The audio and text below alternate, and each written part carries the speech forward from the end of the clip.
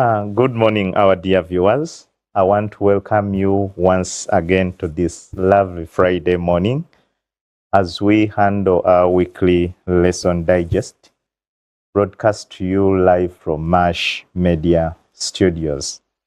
I want to appreciate our dear manager and producers who work tirelessly to ensure that this broadcast is brought to you live every week. And I also want to appreciate you so much, our dear esteemed viewers who follow us from the various social media platforms, especially those that are on Facebook and have subscribed, liked, and have endeavored to share this broadcast with their friends. We want to thank you so much. Today, I'm your host, Sally Henry Mortons. And with me in the studios, I have a guest, Mr. Chirigwajo. You're welcome. Enoch, thank you so much for joining us this week as we discuss our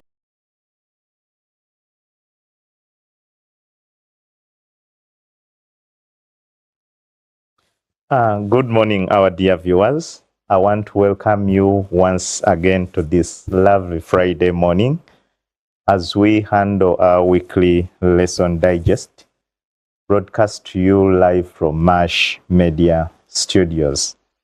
I want to appreciate our dear manager and producers who work tirelessly to ensure that this broadcast is brought to you live every week.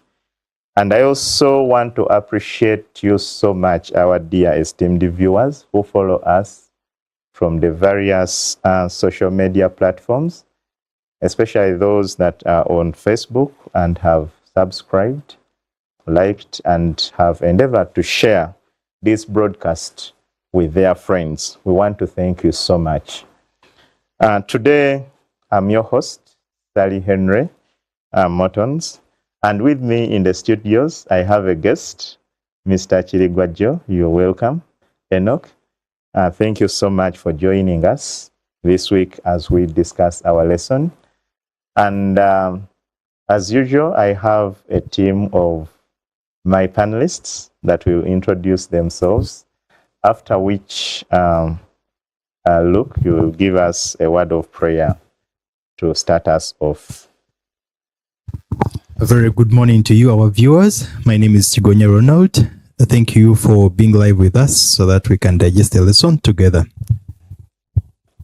A good morning to you all, dear viewers. I'm Chirigwajo Enoch. Thank you for being part of this lesson digest. Good morning, our dear viewers and friends. I'm Luke Nsereko. Once again, this beautiful morning to share with you the word of God. May God bless you. Amen. Let's pray. Our Father in heaven, we want to thank you for this time you have given us to come and study your word. We invoke the Holy Spirit to come and guide us all through this study. In Jesus' name I pray. Amen. Thank you so much, Luke, for that word of prayer. Our dear viewers, today we are handling our third last lesson. That is lesson number 11 in our Allusions, Images, and Symbols series this second quarter. And I want to appreciate you so much who has been with us for the last 10 weeks.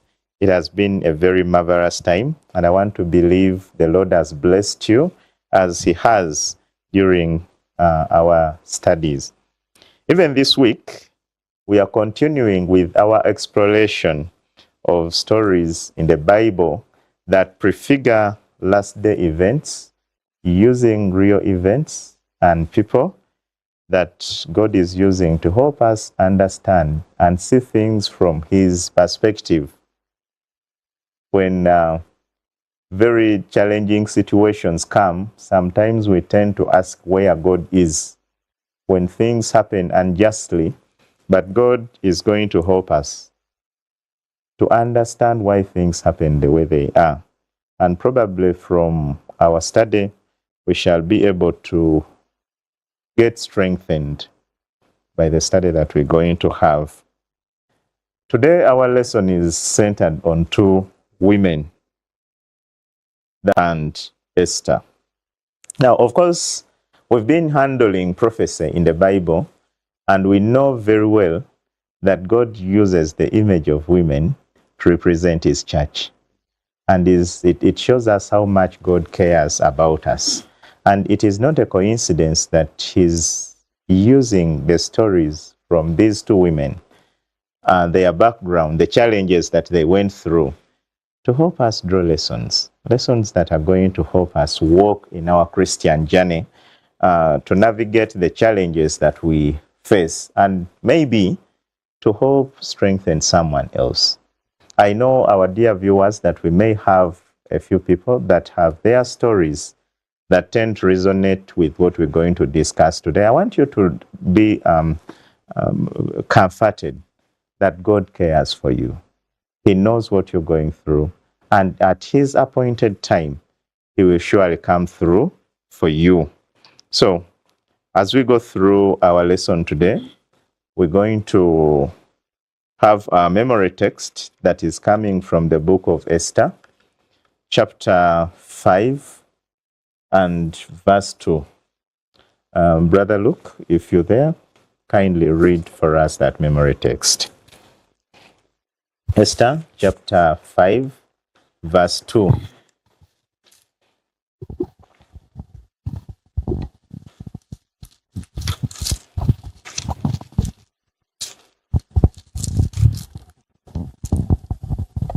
Esther chapter 5, verse 2. So it was, when the king saw Queen Esther standing in the court, that she found favor in his sight. And the king held out to Esther the golden scepter that was in his hand. Then Esther was near, and she touched the top of the scepter. Thank you so much. That is from the book of Esther, one of the women that we're going to look at. But before we go to Esther, let us look at now at Ruth. Ruth, and that is in the book of Ruth, from chapter 1 downwards.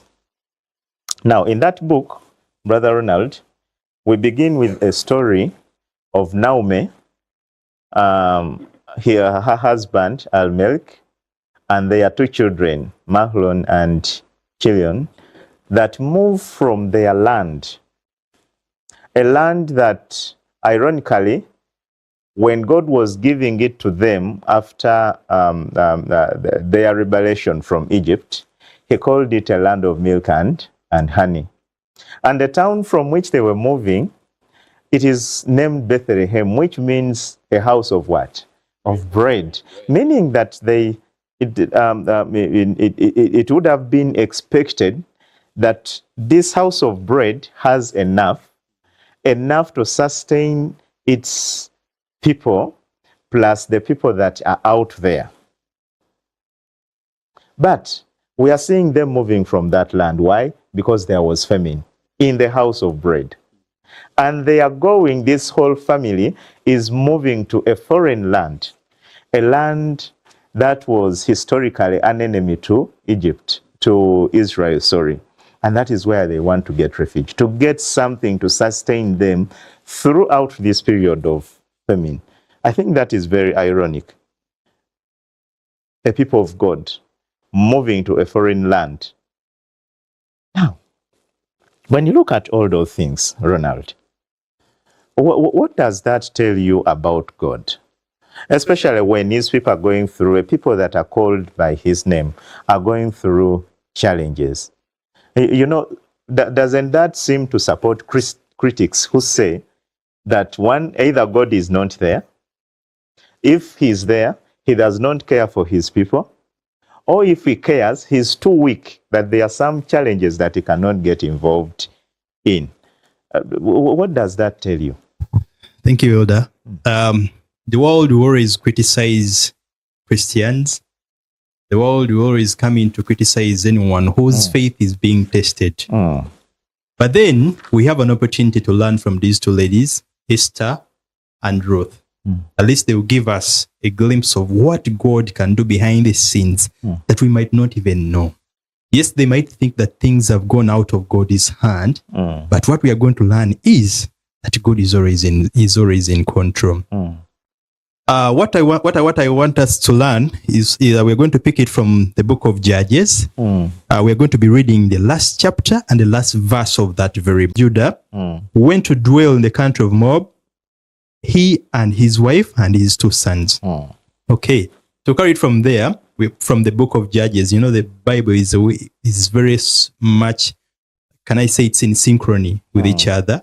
When you read the book, it follows each other. So Judges, by then the judges were the ones taking control of the country, of the nation. And then here happens that there were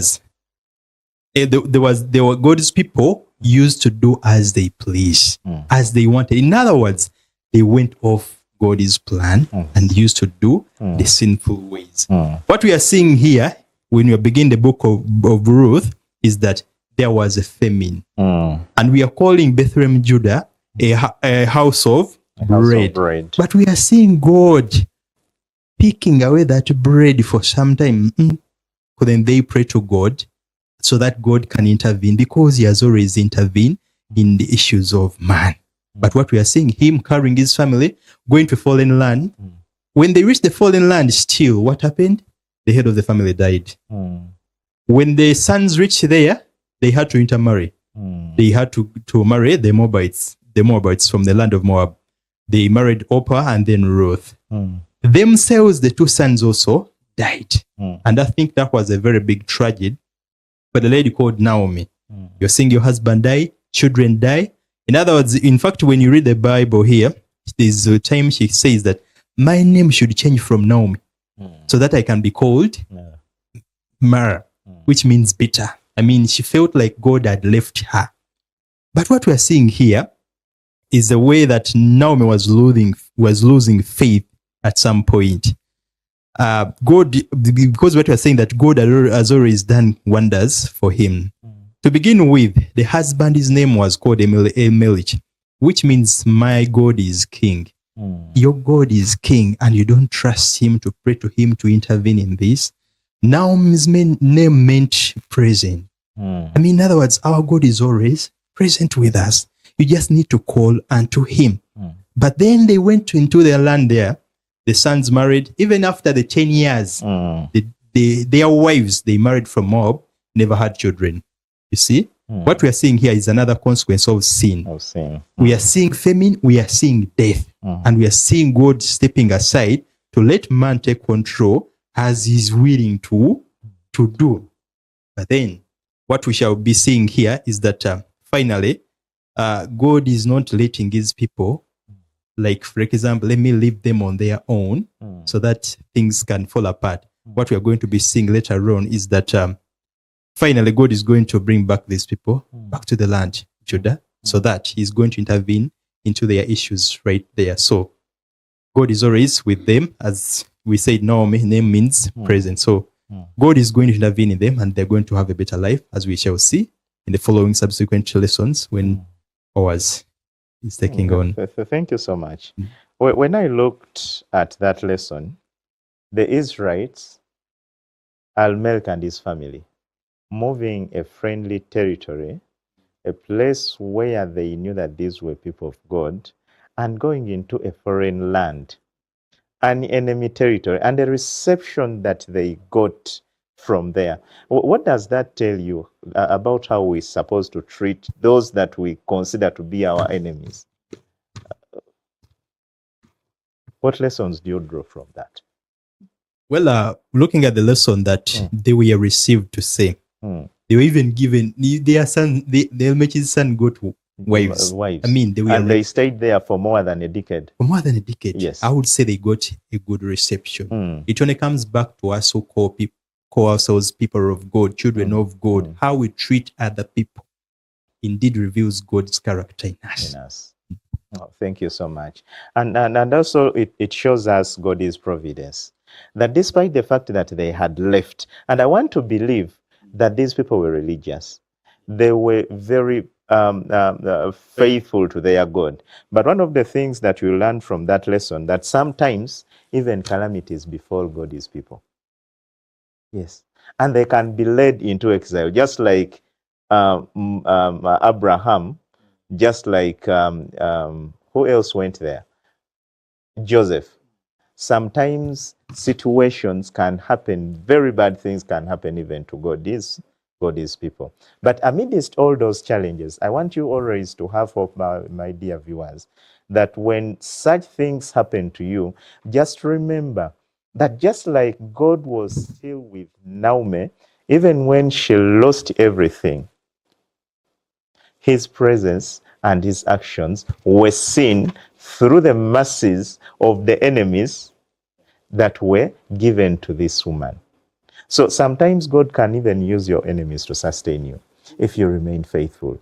And we shouldn't always be complaining when such things happen to us, because I want to believe there are people that remained in Israel and died because of hunger, isn't it, famine? But God had a way of providing for his people, and that should give us hope and faith. Now, a time comes and the situation improves. Naomi hears that the situation in her country had improved. Now, all along, probably she thought that God had abandoned them. But there was something that God wanted from that foreign land. I think we're going to come back and discuss that. From the foreign land. In our previous lessons, we've discovered that God may use certain unfortunate situations to further his mission. All right? You remember Rahab, a prostitute who saved God's people? And what happened? Yes, God was looking for her. And from her, we have Christ. And I think we're also going to discover that from this another foreigner, also we have Christ in that lineage. So when Naomi hears those things, that things have now improved. Bethlehem has once again become a house of what? A house of bread. She decides to go back home. But when she's going back home, she remember she came with a whole family, and she was very happy when she got in-laws in that foreign land. And she thought that probably God is going to multiply her family through these new women that she had got. But what happens? The husband dies. The children also do what? Die. The woman who had gone with plenty comes back, or is about to come back alone. And that is very challenging. Sometimes you sit and wonder, does really God care? No wonder she was very bitter. And she decides to change her name because of the unfortunate events that had done what? Happened. But we're looking at one of her daughters who clings to her and says, where you're going is where I'll go. And we want to thank God so much for that. Now, Brother Luke, when you listen to these statements, a foreigner wanting to leave the comfort of her place and come to a foreign territory, what comes to your mind? What is it that, because we do not see Naomi preaching to this woman, we do not see her telling her anything about God. What is it that was so special about Naomi that made this woman want to cling to her, even to move out of her comfort zone, to go back to a country where she is not even sure that a foreigner will be welcomed? Okay. Thank you, Elder. Now, picking it from there, we have heard about the famine in the land, and we have seen Naomi's husband die. Also, we have seen Ruth's husband and Orpah's husband dying too. But as you have given a brief introduction about it, there's an interesting incidence where these daughters-in-law choose to continue with Naomi. When we read in Ruth chapter 1, verse 6 and 7, we see that then she rose with her daughters-in-law that she might return from the country of Moab. For she had heard in the country of Moab that the Lord has visited his people by giving them bread. And therefore she went out from the place where she was, and her 2 daughters-in-law with her. And they went on their way to return to the land of Judah. And when we go to verse 14 in the same chapter, it says that they lifted up their voices and wept. And Orpah kissed her mother-in-law, but Ruth clung to her. And she said, "Look, your sister-in-law has gone back to her people and to her gods. Return after your sister-in-law." Very interesting. Orpah has said goodbye, the mother-in-law, with a very beautiful goodbye of kissing. Then Ruth is clinging to her mother-in-law, and she said, "Entreat me not to leave you, or to turn back from following after you. For wherever you go, I will go, and wherever you lodge, I will lodge. Your people shall be my people, and your God my God. And wherever you die, I will die, and there will I be buried. The Lord do so to me, and more also, if anything but death parts you and me." When we read, we see that Orpah has left her mother-in-law, but Ruth has tremendous love for this mother-in-law. And Naomi realizes that these daughters are sacrificing to be with her. And she says, "Can't you go back to your people?" And when you read more of the verses, she says, "Moreover, can I still have a man to bear my children? And if I bear them, will you wait for them to grow?" It is very interesting. But Naomi, whatever she said, fell on deaf ears for Ruth. And Ruth decided to leave her pagan gods. She decided to follow her mother-in-law.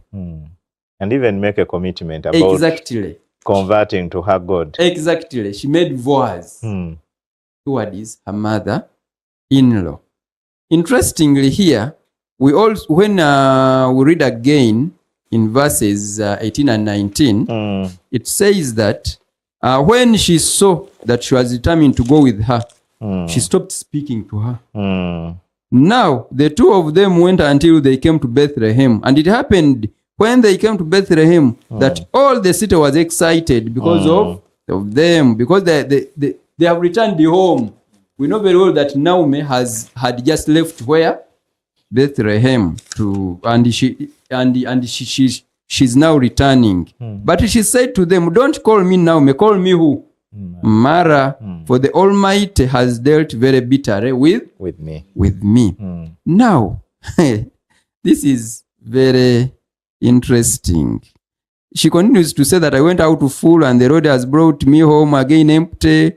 Why do you call me Naomi, since the Lord has testified against me?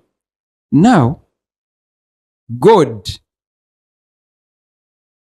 we know very well as Christians that there are so many things that befall us that don't come from God. And this was the situation that Naomi was in. We know that God does not like bad things to happen to us. As Christians, we believe that it is the devil. And all this was that Naomi is saying was not brought about by God on her life. Sometimes we blame God for things that he has not what? He has not brought to us. And when those things befall us, we should be mindful not to blame God. When we read in Psalms 34:18, it says that in Psalms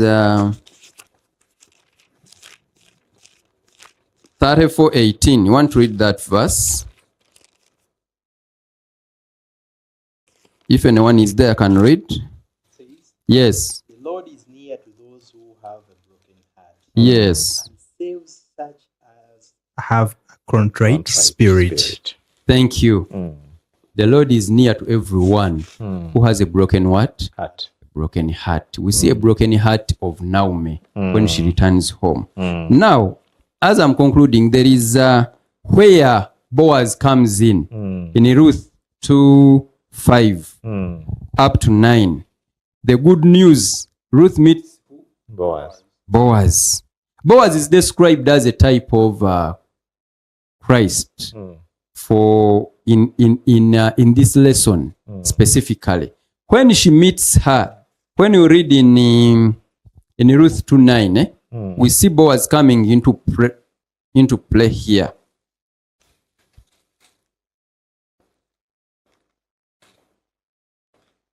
Someone there can read.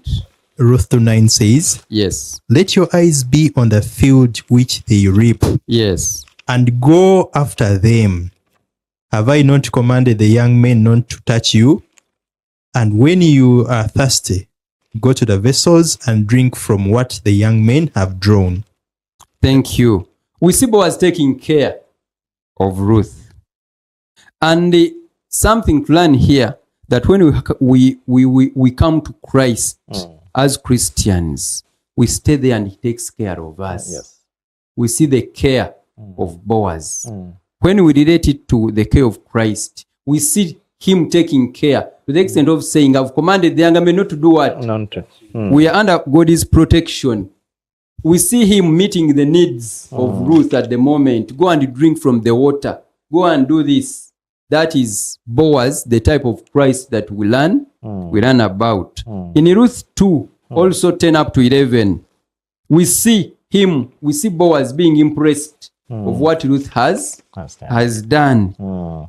We see also in verses 12 that she is now under the wings of protection and nothing can happen to her. And when we read also in Ruth 2:14, when we come, you can read that last verse. 2:14? Yes. 2:14 says, now Boaz said to her at mealtime, Yes. come here Yes. and eat of the bread, and dip your piece of bread in the vinegar. So she sat beside the reapers and passed parched grain to her, and she ate and was satisfied and kept some back. Thank you. We see Boaz's care to the extent of feeding Ruth. When we come to Jesus and we partake of what Jesus offers to us, we become satisfied. We can't desire to wrong for what the world provides, because we know that we have a provider and a sustainer. We know that God is there for us. And we see that Boaz was there for Ruth to the extent of taking care of everything, her needs. And in the end, we see Boaz that he was not just kind, but he was also a kinsman of Elimelech. Thank you so much, Elder. Boaz comes in as a third party and accepts Ruth. He falls in love with Ruth. Exactly. And because he's impressed by her character, a humble character. Ruth must have known about her rights. Yes. She was a daughter-in-law to a man who died, who must have possessed something that will take care of them. Yes. And the husband was a son to that man. Yeah. So both the father and the son dies, and they leave this widow. But when she comes back and recognizes that the land in which I am, I have no rights. Yes. But I can only survive at the mercy of someone. And so when she discovers that, Brother Enoch, and she's told about it by the mother-in-law, we see her approach.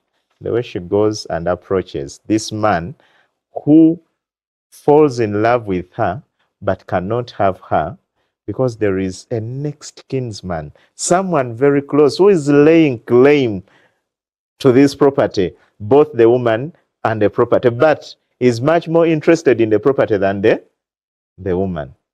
Now, Brother Enoch, when you look at that story, Naomi, Ruth, Boaz, and this kinsman, the two are interested in the person of Ruth, and the one is not interested but in his property.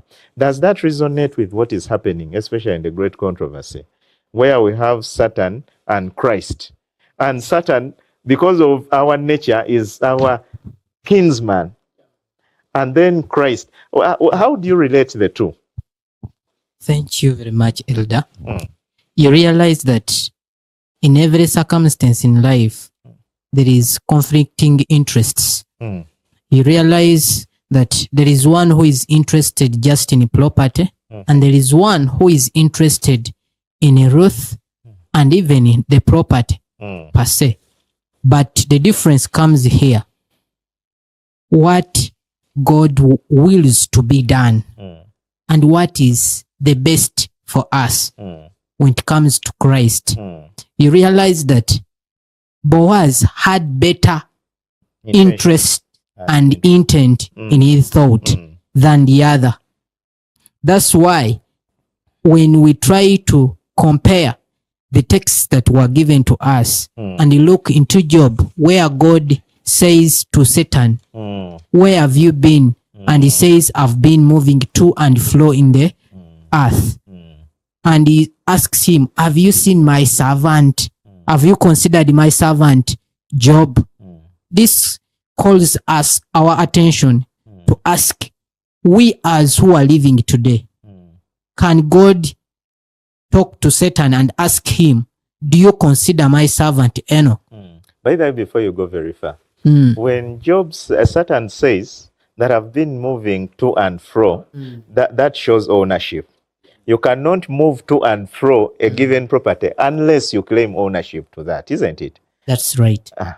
Just continue from there. You realize that after our great predecessors, Adam and Eve, fell victim of Satan, Satan claimed ownership and is called the prince of the world. And that makes him own whatever belongs to earth. And Christ comes to retake what belongs to him. And in this, Boaz acts in the picture of Christ. That's why when we come to see how he portrays himself, he shows that gentleness, the meekness, as well as when you look at Ruth, also has those traits, meaning that they can rehearse in character. Because if we want to be like Christ, we have to have Christ-like characters. If we can't have them, then we are not of him. Because he says, my sheep know my voice, and when I call, they respond. But what took more serious and caught my attention here is how the devil prepares himself to make us fall. Whatever we do, however much we try, he sets himself to make us fail.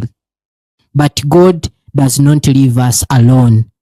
He prepares a way. And what showed me this way is in the sandal that was reflected here.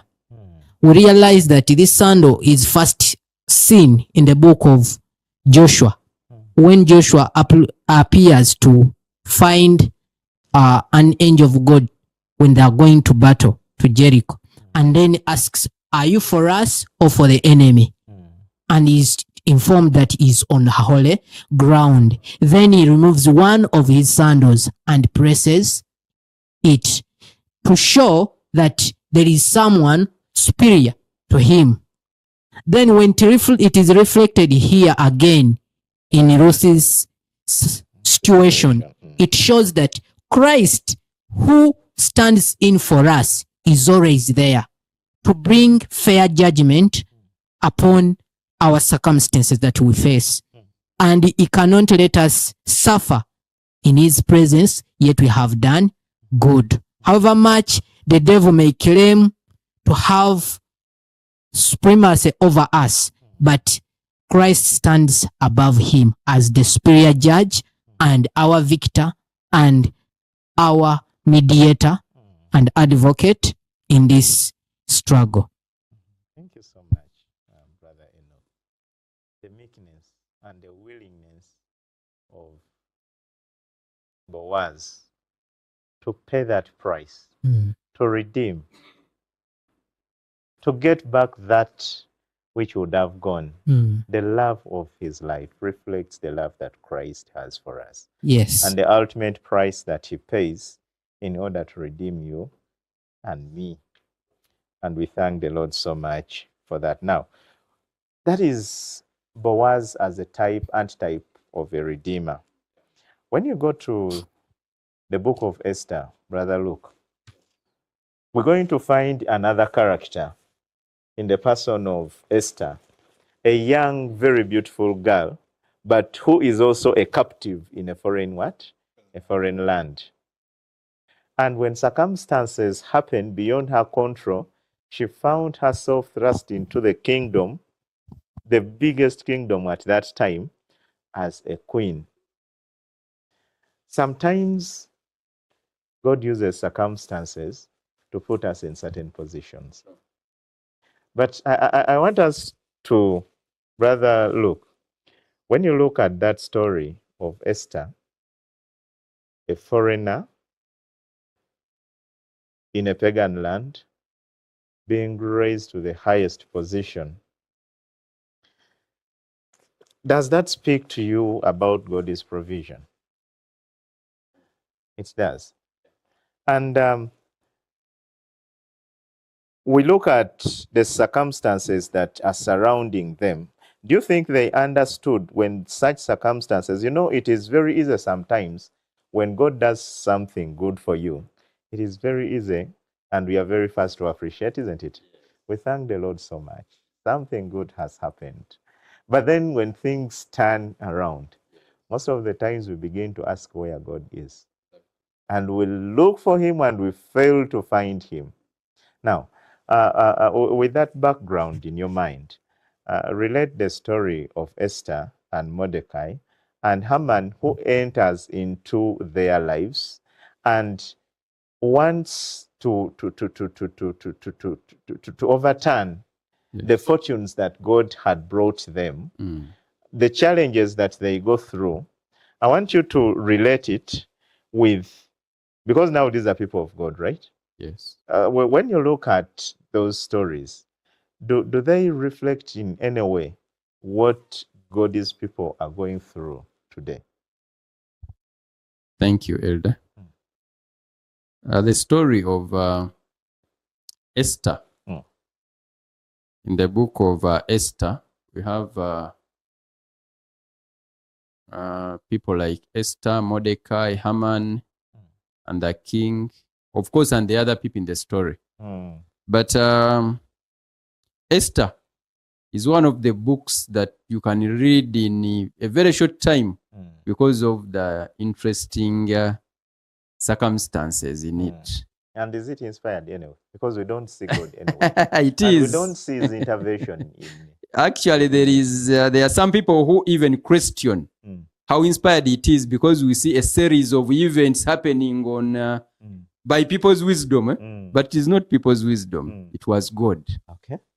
In the story, I was beginning to think that it is one of those interesting stories. No, it is not just a story. You read to pass time. Not just a story, but we learn a lot through the book of Esther. And in the story of Esther, we meet Haman. Haman, who is hungry for power and position.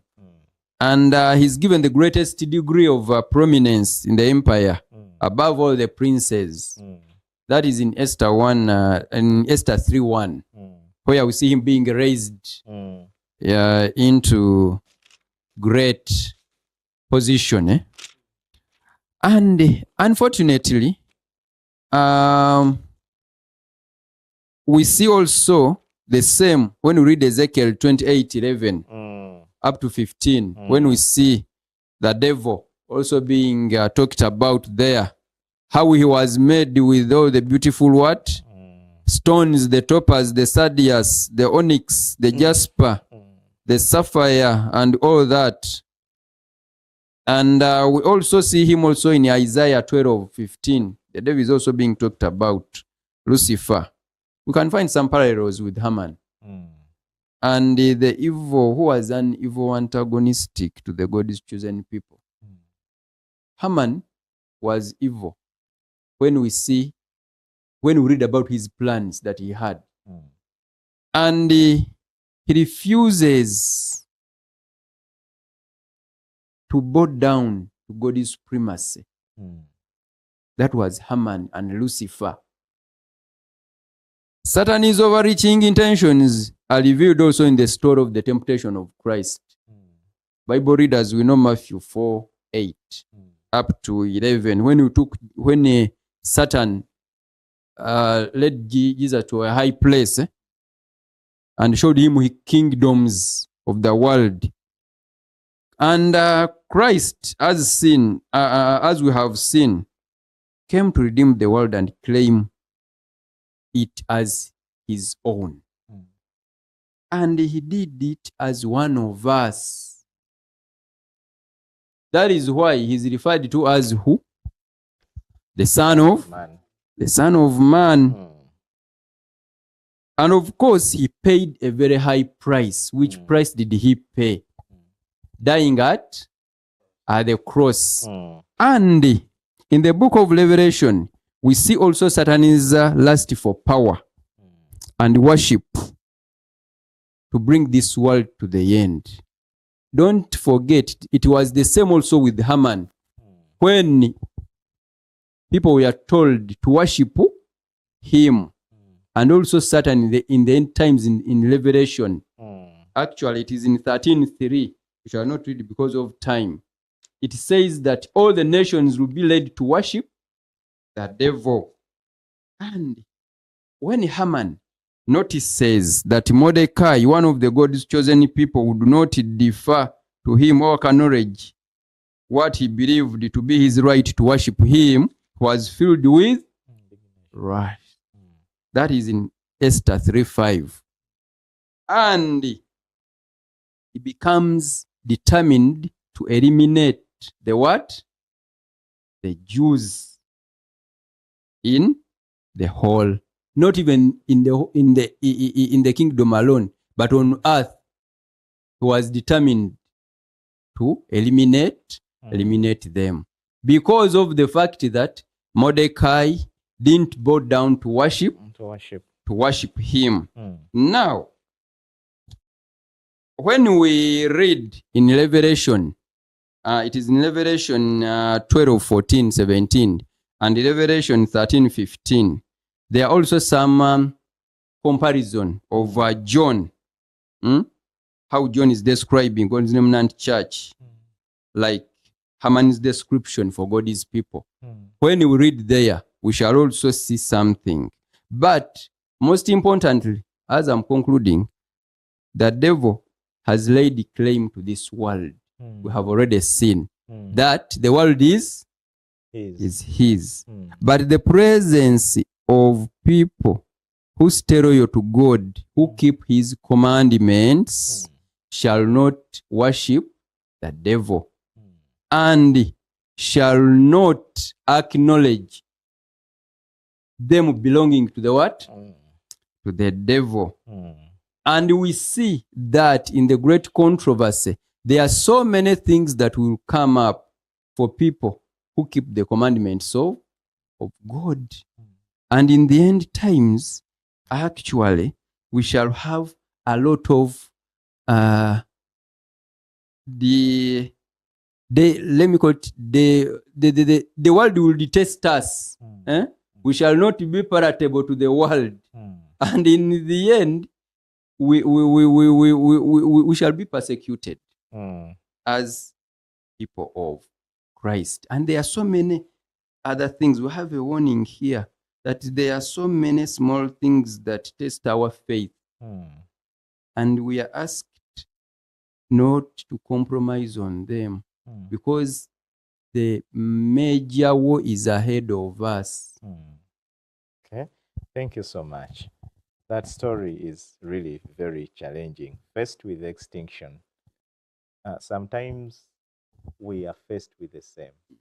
This time round, it was about, the point of contention was about the law of God. Yes. And because these people had been brought up fearing and reverencing God, they immediately noticed that they were about to violate the law of God, because this man demanded veneration and demanded reverence that is only due to God. Now, Brother Enoch, at such a time when the situation becomes very difficult, Brother Ronald, sometimes we tend to shy away from our mission, just like Esther did. And that famous quotation comes, who knows if it was for such a time. Thank you, Elder. Hmm. They call them diamonds of the earth's story. Hmm. In other words, the earth is soon to be raptured, Hmm. and Christ is coming. But then what we are seeing, that sometimes we focus so much on what scares us in prophecy, Hmm. which shouldn't be the case. Can we focus our eyes on the solution that Christ has offered to the problems that we are facing? In other words, fear not. That's what God is calling you. Okay. We need to move out of our comfort zone. Okay. Esther got that opportunity that she even found favor eyes of the king. And her fellow Jews were here praying, fasting, doing everything possible. But she was the very person to accomplish. When we read here in Esther chapter 4, 13 and 14, and it says that, and Mordecai told them to answer Esther, do not think in your heart that you will escape the king's palace, and more than all the other Jews. For if you remain completely silent at this time, relief and deliverance will arise for the Jews from another place. But you and your father's house will perish. Yet, who knows whether you have come to the kingdom for such a time as this? Have you ever been in a position where you are supposed to do something, where you have all the authority, or everything is in your power and you can do something? In such a time like this, the lesson writers always bring back such a topic, but calling you and I in such a time to do something. God has always prepared a way for you and I to do something, just like as Esther had to do something to save the Jews. Thank God she had to do the part. And the king was willing to offer Esther whatever she requested for. That is what we can really check out for this, that in such a time, don't be scared of the diamonds of the game that we are facing. Let us focus on what Christ is to do. I thank you so much, because God always has a provision of getting us away from the problems that we want to give us an excuse for not doing his work. But for such a time, he has called you and me. Brother Enoch, in just 1 minute, I want you to give us your, less than a minute, your take home from today's lesson. Thank you, Elder. My take home is we should be keen at this purpose to do small things that are effective and are real in life, that bring out God's purpose for our living, like being good, kind, showing merciful for those who need it in that time, like Ruth did. If we can do that, we shall reflect Christ in our lives. Thank you so much. Yes, Brother Luke. Thank you, Elder. As Christians, we shouldn't be hungry for position and power. We see that Haman's destiny was worse than any other person. When you are placed somewhere, just know it's God's plan for you to be there and do according to God's will. Amen. Thank you so much. I want to thank you so much, our dear viewers who have been with us from the time we began our discussion up to this time. I want to believe that the Lord has spoken to every one of us. And I want to believe that we've learned lessons from these two women, Esther and Ruth, on how to navigate the life's challenges, with the hope that even amidst the darkness, there is still a ray of light that is coming from our God. May God bless you so much. Until we meet again next week, stay blessed. We're going to have a word of prayer from Ronald, and then we shall close our discussion. Let us pray. Our dear God and Father, I want to thank you so much. It's an opportunity, Lord, to share this word with the rest of the world. Thank you so much because we have already seen you as a Redeemer. But dear God, you have always commissioned us to do something. And Lord, you say that if people don't go out to tell the world, even stones will talk. But you still warn us that in any case that we have the information and we don't warn the souls out there, Lord, their blood will be counted on us. Lord, we pray that we do the right thing. In such a time, Lord, may we stand out to be the Esthers of these days so that we can tell God's people how lovely you are, how you died for them, and how, Lord, you are willing to make their lives better and come back for them. We pray, Father, to bless us and bless the programs that we air out to the rest of the people so that they can benefit, Lord, and turn back to you. It's a humble prayer in Jesus' name. Amen.